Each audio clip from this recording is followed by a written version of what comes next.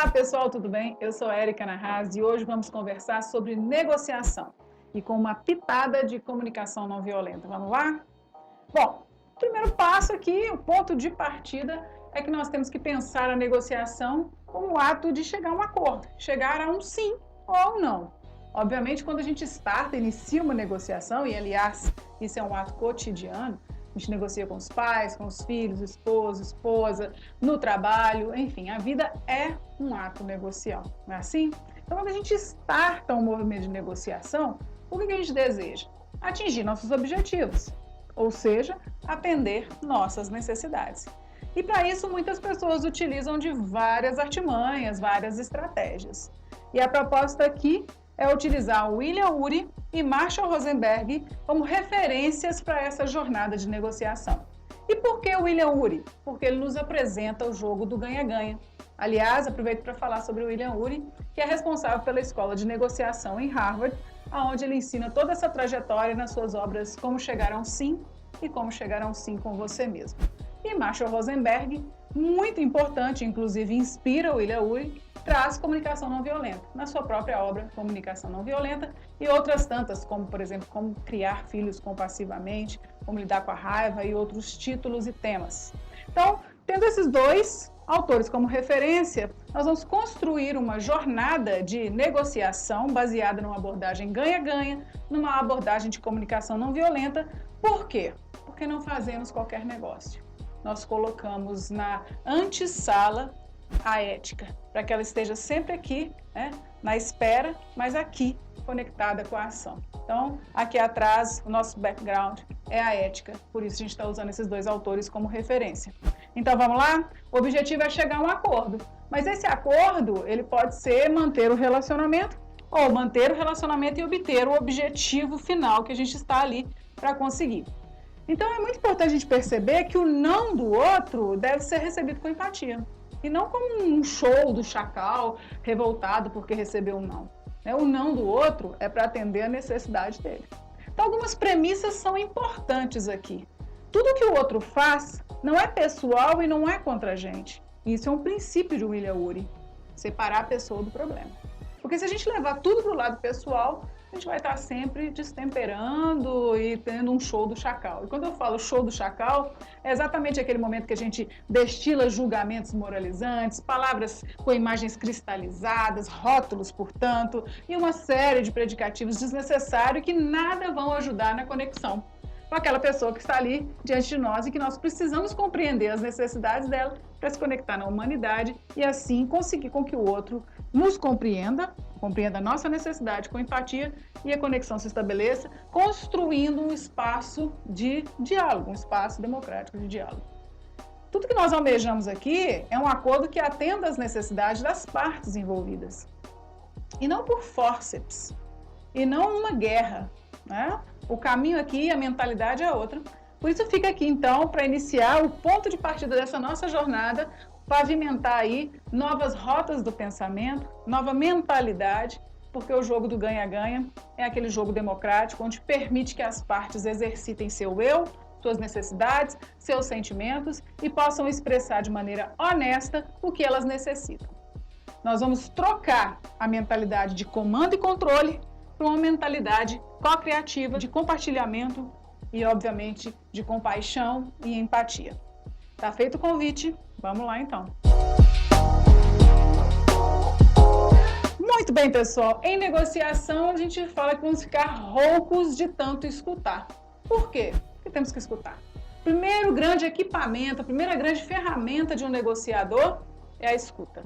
Então, ao invés de a gente ficar fazendo curso de oratória para poder adquirir artimanhas, argumentos e um verbo, a gente faz um curso de escutatório, para escutar com empatia, atento, aquilo que de fato vai nos ajudar a resolver o problema, que é escutar com o coração. Normalmente a gente escuta para responder, a gente escuta para contrapor, para contra-argumentar. E que tal a gente começar escutando para compreender e perceber qual é a forma que eu tenho de ofertar empatia, de ofertar condições para que aquele negócio se estabeleça atendendo às partes envolvidas. Então, a gente deixa de lado aquela máxima, meu pirão primeiro, o resto que se exploda, e começa a pensar como eu posso cooperar, como eu posso contribuir, para que ambos saiam daqui satisfazendo suas necessidades. Bom, já disse isso várias vezes, vou dizer mais outras tantas ao longo dessa nossa jornada, exatamente para deixar cravado a mudança de paradigma, a mudança do referencial, da mentalidade, do mindset. A gente sai de uma mentalidade ganha-perde, comando-controle, para uma mentalidade colaborativa e empática. Assim, pessoal, dessa maneira é importante a gente criar valor e requisitar valor. Não se trata, portanto, de desdenhar do outro, do produto, serviço do outro, nem sequer aceitar que faça isso com você, mas não é fazendo birra, é simplesmente expressando honestamente qual é o valor e, obviamente, os benefícios do seu produto, serviço, condições, relacionamento, enfim, porque nós podemos negociar com os filhos, né, com a família e também nos negócios. Nos negócios, a gente sempre fala de qual é o objetivo final, produto ou serviço ou condição comercial, mas também podemos negociar comportamentos nas nossas relações interpessoais. Então, por isso, nós colocamos o título dessa nossa jornada de negociação, que é um ato cotidiano da vida.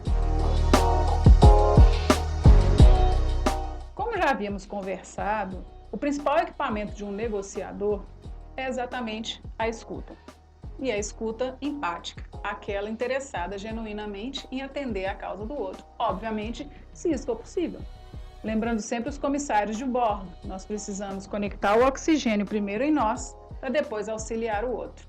Então, antes de ofertar empatia, é necessário que você tenha autoconexão. Partindo desse pressuposto, vamos conceituar separando o que é negociação e vendas, porém, ambos são elementos indissociáveis. Negociação é a jornada da venda. A venda é essa ponta final, é a transação, é a entrega do produto, do serviço, da troca comportamental, enfim, é a ponta final. Portanto, não há venda sem negociação e toda negociação visa uma venda. E assim podemos conceituar a negociação como a jornada da venda. Ao negociar, nós temos aí vários players, várias pessoas envolvidas com perfil comportamental completamente diverso do nosso. Então é importante a gente ter um pouco de conhecimento sobre perfis comportamentais, porque afinal de contas nos dá pistas, não para manipular, mas para perceber como aplicar corretamente posturas e linguagem. E na medida em que a gente vai negociando, a gente vai aprendendo também, afinal de contas Platão já nos ensina, né? Aprendizado gera mudança de postura.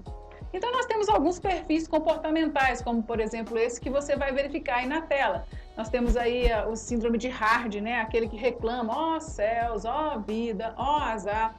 É só um arquétipo, tá? O ser humano não se encerra nesse tipo, mas é um arquétipo interessante para a gente perceber. São pessoas que estão sempre catimbando, botando defeito, né? Se esquivando da responsabilidade, enfim, um reclamão e um crite-crite de plantão. Mais especificamente, um reclamão, né? Então esse é um perfil comportamental que a gente sempre vê por aí. Um outro perfil comportamental muito interessante, que também a gente se esbarra por aí, é o medalha, medalha, medalha. Esse que vocês estão vendo aí na tela. Que esse sim tem um humor ácido, uma crítica recorrente, né? E que é difícil se aproximar e estabelecer conexões. Como eu disse, uma pessoa não se encerra em um arquétipo, mas serve de referência para a gente ver a nota alta, né, do comportamento daquela pessoa, que nos dá pistas para adequar a nossa linguagem. Porque adequando a linguagem, a gente amplia as chances de conexão e construir esse espaço democrático para estabelecer a negociação e, assim, atender às necessidades envolvidas naquele processo. Um outro modelo muito interessante que eu gostaria que todos os players negociais tivessem esse perfil, esse arquétipo, né, que é o Buzz Lightyear, né, do Toy Story, ao infinito e além, aquele que está sempre disposto a compartilhar, a ajudar, construir coletivamente com essa consciência de cidadania global. Muito legal. Indico, inclusive, assistir Toy Story para perceber toda essa dinâmica do grupo, né, e os personagens ali tratando os arquétipos que a gente encontra cotidianamente nas nossas vidas. Esse perfil comportamental é para a gente aquecer as turbinas, porque é imprescindível que você seja interessado no outro, na causa do outro, na necessidade do outro, para assim você conseguir ofertar a sua compreensão, a sua humanidade, o seu estar presente no presente. Nós estamos muito habituados a uma competição desenfreada, a pouco interesse na causa do outro e a se conectar primeiro com as suas necessidades do ponto de vista interesseiro, não interessado. Então, nessa mudança de paradigma e conhecer o perfil comportamental do outro nos ajuda a aplicar melhor a linguagem, e não uma linguagem de dominação, mas uma linguagem que vai dizer ao outro: estou aqui, presente, interessado no que você precisa e farei o máximo para contribuir. Olha como é interessante. E aí eu trago uma frase muito importante que está aqui na tela para vocês, de Humberto Maturana, que a inteligência emocional, né, as emoções, elas ditam o alcance inteligente das nossas atitudes, entre outras palavras. Vale a pena deixar essa frase de presente para vocês. Princípios. Como eu disse, não se negocia a qualquer preço. Não se negocia usando blefes, mentiras, porque você pode ganhar aqui e perder lá. É um trade-off que, se não uma troca, que se não estiver baseado em ética, o custo pode ser grande. Tem pessoas que pensam: mas ninguém vai me pegar, ninguém vai ver, como é que vão descobrir? Pois é, contar com isso é um jogo pouco profissional. É uma dinâmica pouco pensada, pouco consciente. É a dinâmica do acaso. Então, William Ury nos traz aqui, na sua obra Como Chegar a um Sim, vários princípios orientadores de uma negociação. Então, a forma como a gente se comporta numa negociação diz muito da gente, diz muito do que de fato, né, de quem você é de verdade. Então, vamos a alguns princípios nos ensinados por William Ury. Nós temos lá: use o balcão para ver a negociação de fora. Uma coisa estranha, né? Go to the balcony. O que seria isso? É exatamente você dar um passo atrás, como se fosse um Matrix, né? Se distanciar um pouco daquela cena para analisá-la sem a pessoalidade. É difícil, é um exercício. Mas vou resumir o que se trata. Separe o problema da pessoa. Não ache que tudo é pessoal. Se você achar que tudo é pessoal, você coloca um aditivo, uma barreira adicional para que esse diálogo flua. O segundo princípio é empatia. Coloque-se no lugar do outro. É o que você gostaria que o outro te ofertasse também. E, aliás, a escuta empática é o melhor presente que a gente pode ofertar para qualquer pessoa. Então, é prática. Precisamos aí passar por um processo transformacional de mentalidade para poder ofertar a empatia. Porque tudo começa com empatia em qualquer relação. O terceiro pilar, o terceiro princípio, concentre-se nos interesses e não na posição. Porque a negociação é uma arena de barganha, mas não barganha no sentido negativo. É uma arena onde as pessoas vão ir e vir, porque são vários argumentos, várias condições, várias propostas. Então, tem hora que ela pode amaciar, se afastar um pouco do jogo, para tentar fazer uma reentrada com outras propostas e argumentos. Pode ser que ela fuja do jogo, então tem aí o movimento de deserção.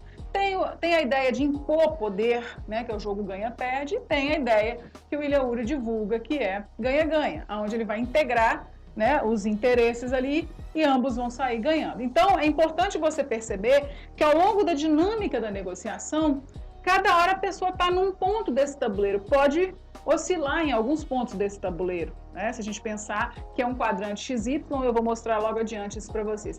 Então, a pessoa está ameaçando a fugir, né? A desertar. Não foca nisso.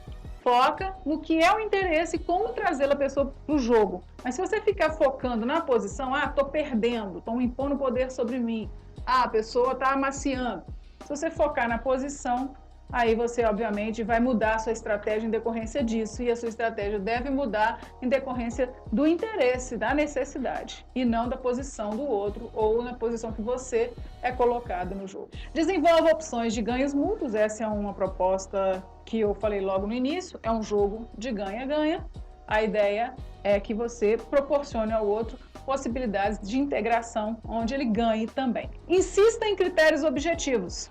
Ao longo da jornada da negociação, muito se fala, muito se dialoga, muito se propõe.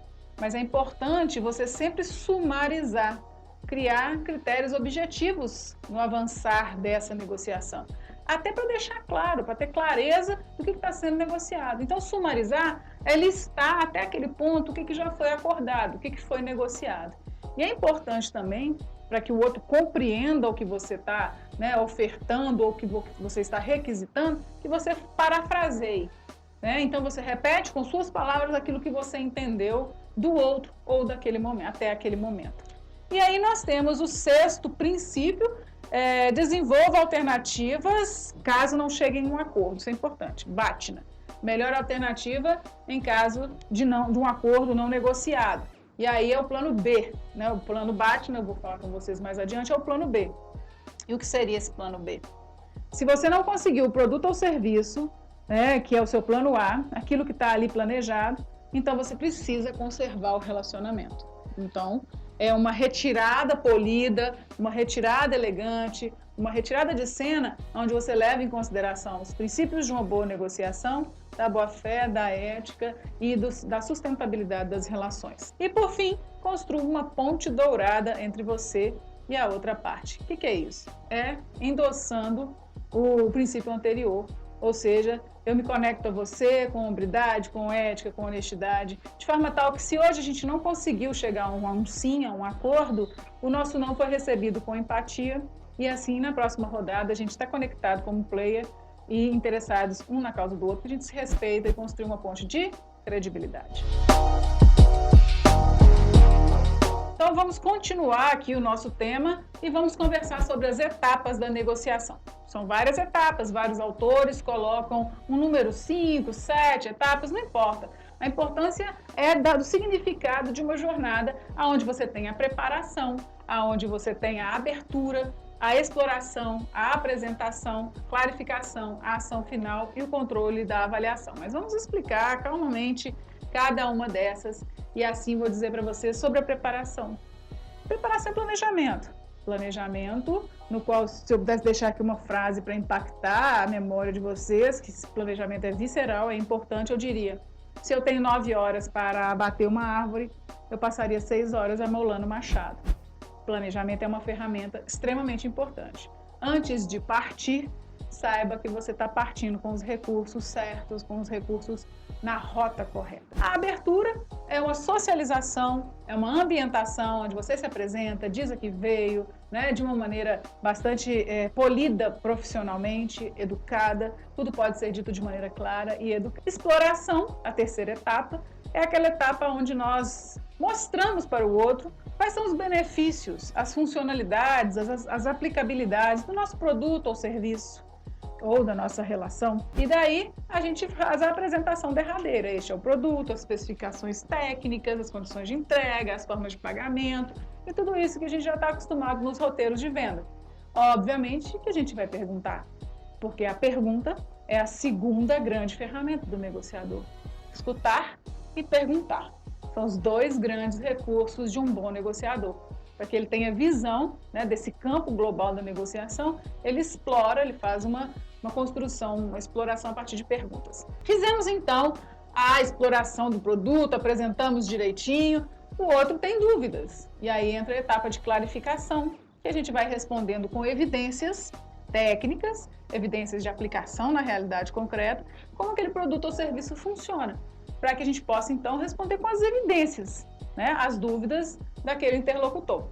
E por fim, nós temos o call to action, ou a ação final. É quando depois de você clarificar, explorar, apresentar, tirar todas as dúvidas dessa jornada de apresentação do produto ou serviço ou relação, aí você chama, convoca o outro a assumir um compromisso. É isso que a gente chama de call to action. Aquele momento onde você não vai dizer assim, e aí, vai comprar? E aí, vai vender? E aí, como é que vai ficar? Claro que você não vai dizer assim, mas é um momento onde o próprio diálogo, o próprio discurso, a própria narrativa já conflui para que vocês então cheguem a esse momento de vamos assinar um contrato, então pode ser assim, nessas condições, sumariza, busca a anuência, a concordância do outro, se foi isso mesmo que ele compreendeu, para que não tenha nenhum problema depois de assinado o contrato. Ah, mas eu não tinha percebido que a data de entrega tinha prorrogado. Então, clareza ali nos termos e repita sumarizando tudo que foi ali acordado. Muito bem. Então, avançando, né, agora eu vou mostrar para vocês nessa tela a barganha. Né? A barganha é exatamente os quadrantes posicionais. Tem duas palavrinhas mágicas aqui, que é a ZOPA, zona de possível acordo, e a BATNA, que é uma sigla em inglês, que significa a melhor alternativa em caso de um acordo não negociado. E aí, vamos começar então com a barganha posicional. Imagina então um eixo XY, e em cada quadrante nós temos ali a posição. E nessa posição nós temos a posição de fuga, a posição de imposição de poder, a posição de integração do jogo ganha-ganha e a posição do perde-perde ali, do amaciamento, né? Aliás, perde-se um pouco aqui e aqui perde-se tudo na fuga, né?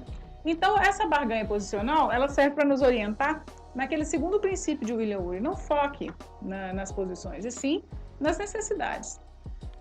Bom, então a BATNA, aliás, a barganha posicional, é exatamente esse jogo de movimentação nos argumentos da negociação. A ZOPA, que é a zona de possível acordo, é exatamente a interseção do que há de comum das minhas necessidades com as suas necessidades. Então, tem pessoas que têm muitos elementos em comum. Então, a ZOPA é uma grande faixa financeira, monetária, de interesses em comum. E outras pessoas, a ZOPA nem existe, então não tem como chegar a um sim. Então, como é que a gente chega na ZOPA? Fazendo as perguntas, porque cada um chega para a negociação com o seu preço mínimo, preço máximo não tem, porque o infinito é além, mas tem o preço de mercado, um preço usual, preço aplicado. Então, você tem ali o seu mínimo aceitável e o outro tem o máximo que ele paga. Se o máximo que ele paga, vamos pensar num carro, né? O máximo que ele paga pelo seu carro é 38 mil, e o mínimo que você aceita pelo carro são 32 mil, significa que de 32 a 38 existe aí uma zona de possível acordo, né? Então, é importante a gente perceber que a ZOPA só é possível chegar perguntando, porque nem sempre as pessoas falam todas as informações, ancoram as informações relevantes como prazo, preço, condições, etc. Então, a gente faz a escalada de clareamento a partir do segundo principal recurso de um negociador, que é perguntar. Então, a zona de possível acordo é a interseção. Eu pago 38 no máximo e você quer no mínimo 32. Significa que essa gordurinha aqui a gente chega num sim. Essa é a ideia. Como é que eu descubro isso? Perguntando, não é? Então, zona de possível acordo. Essa é a nossa finalidade ao começar a negociar. A gente vai explorando, perguntando, escutando para chegar a informações relevantes para a gente perceber aonde está a interseção do que há de comum, portanto, nas nossas necessidades. A questão da negociação, portanto, pessoal, ela é uma vivência a ser estudada, né? Você vai assimilando, fazendo aí o seu PDCA, né? Seu Plan, Do, Check, Action, vai rodando aí a sua possibilidade de aprendizado. Então, eu quero deixar aqui algumas mensagens importantes para você sobre negociação, que é estude o cenário, planeje, treine, negocie, aprenda com o resultado da negociação, use a empatia, né? Pense sempre que vocês estão ali naquela mesa para melhorar o que já está no jogo e que vocês podem se tratar de maneira polida, educada, sempre tentando entender, compreender e atender, se possível for, a necessidade do outro e a sua necessidade. Você se autoconecta e você compreende a necessidade do outro, vocês estão ali trocando uma empatia numa mesa de negociação, não precisa um matar o outro, um ofender o outro, para poder estabelecer uma negociação para atender egos. Porque aqui a gente está fugindo da mentalidade ego-sistêmica e cultivando uma mentalidade ecossistêmica. Não é assim? Muito bem. Simplifique o processo, escute, entenda, e aí sim nós vamos conseguir fazer bons negócios, atender as necessidades envolvidas ali naquela negociação e manter o parceiro comercial, portanto, sustentabilidade. Essas são as lições básicas que o William Ury e Marshall Rosenberg nos ensinam. E é por aqui que a gente fica. E eu desejo a todos que vocês façam bons negócios baseados em empatia, autenticidade e que busquem compreender as necessidades dos outros. Afinal de contas, nós estamos aqui para estabelecer conexões, relações de qualidade, para ter uma vida mais maravilhosa. Um abraço, até a próxima.